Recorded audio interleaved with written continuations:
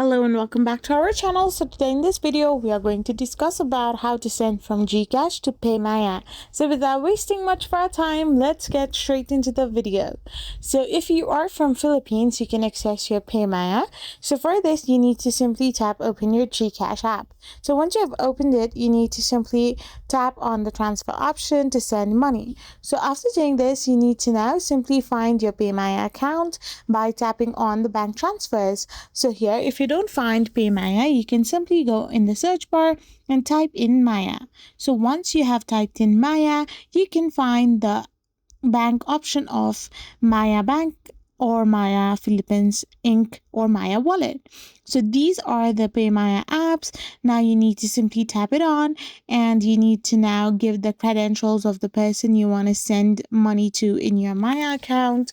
After you have filled everything, you need to simply send the money by tapping on send money option, and this is how you can send from Gcash to Paymaya.